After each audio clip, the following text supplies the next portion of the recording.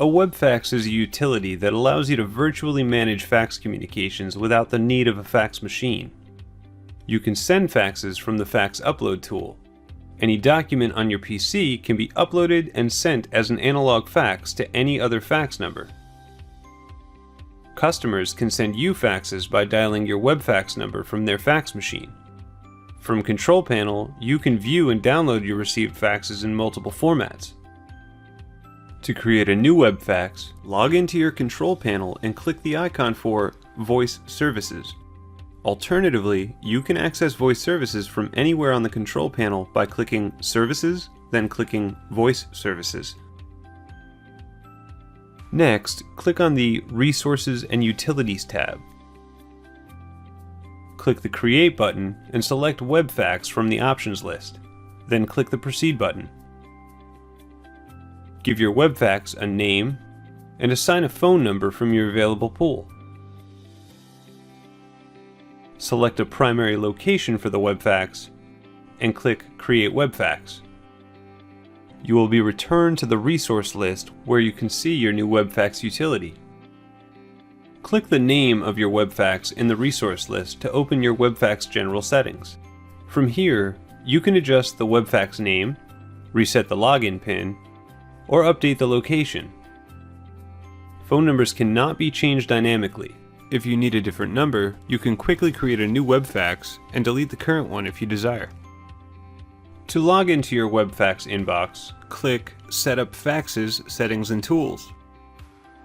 Alternatively, you or your employees can log directly into the inbox from the Voice Services login page.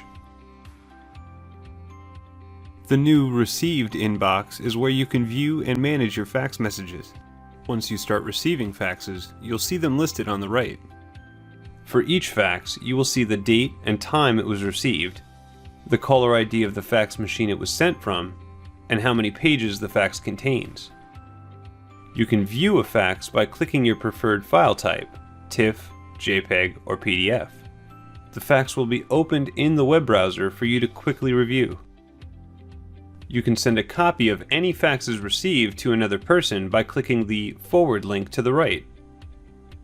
If you enter an email address and click Continue, you'll be able to edit some additional email forwarding options, like adding a reply to email, sending a direct link to the fax or the attachment, and even adding an email subject and message to send along with it.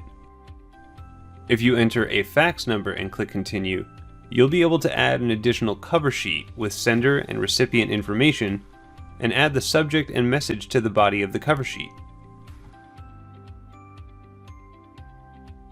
You can click the checkmark box to the left to activate some additional options. You can move the selected fax to your saved inbox, download the fax to your computer, or delete any faxes you've already reviewed. The Saved Uploaded inbox is used for storing faxes that you've saved from the new Received inbox, or for storing copies of your sent faxes from the Fax Upload tool. You have the same management options that are available in the new Received inbox, and can even move a fax back to your new inbox if needed. The Sent Fax log holds records of any faxes sent from the Fax Upload tool.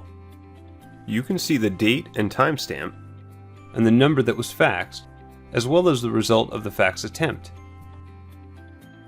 This log will also store a record for any fax copies you may have sent yourself using the Send to Fax Mailbox feature in the Fax Upload tool. The Settings tab holds some additional configuration options that admins or users can adjust once they are logged into the inbox. The first page in Settings is Change PIN. In order to change the PIN on this page, you must know and enter the current PIN associated with the fax number. You can then enter a new PIN number, retype it to confirm, and click Save Changes. The Notifications page allows you to adjust how fax notifications are sent to the responsible parties in your business. If you wish to use notifications, ensure that the email notifications are turned on in the drop-down at the top. Enter the email address that will receive the notifications. You can also enter a cell phone number utilizing the cell carrier's email to SMS address. If you don't know the email domain for your carrier, you can click the Select a Carrier drop-down and choose the carrier listed. The email domain will display right below the drop-down. In fax display format, you can change the type of email notification that is received by recipients listed above. This feature allows you to attach a copy of the fax to the notification, include a link to view the fax in a web browser, email the notification without an attachment or link, or finally email the notification with a numeric code showing the date, time, and fax number. If you chose to attach a copy, you have the additional options of keeping a copy of the fax message in the inbox or automatically deleting faxes from the inbox after the notification is sent. The notification receipt types allow you to enable or disable notifications for sent faxes that are delivered or have failed to deliver. Make sure you click Save Changes if you've modified anything on this page. The last tab is Call History. You can simply click the month to view the sent and received fax logs, or you can choose to download the call history in a comma-separated value file that is compatible with Microsoft Excel and other spreadsheet applications. The Tools tab holds a few items that are useful to the WebFax utility. The Alternative plugin allows you to preview the TIFF image of a fax from the new or saved inboxes directly in your browser.